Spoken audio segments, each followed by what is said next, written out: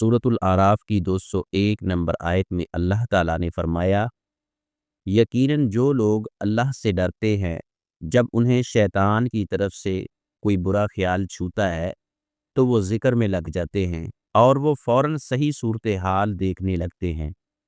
اس آیت کی تفسیر میں مفسرین نے لکھا ہے، شیطان انسان کو چھوٹے چھوٹے گناہ یا وسوسے سے برے خیالات میں مبتلا کرتا ہے، کبھی اللہ کے متعلق، کبھی قرآن و حدیث کے متعلق، کبھی بیوی بچوں کے متعلق اور اپنی زندگی کے بارے میں وسوسے ڈالتا ہے تاکہ مسلمان کو کسی نہ کسی طرح صراط مستقیم سے پھسلا کر گمراہی کے خطرناک راستے پر لگائے۔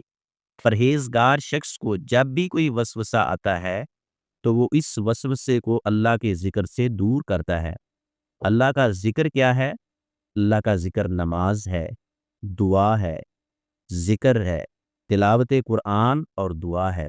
یہ آیت ہمیں سکھاتی ہے کہ تقوی، الہیت، پرہیزگاری انسان کو وسوسوں، گناہوں اور شیطانی اثرات سے بچاتی ہے اور انسان کو صحیح بصیرت اور ہوشیاری عطا کرتی ہے۔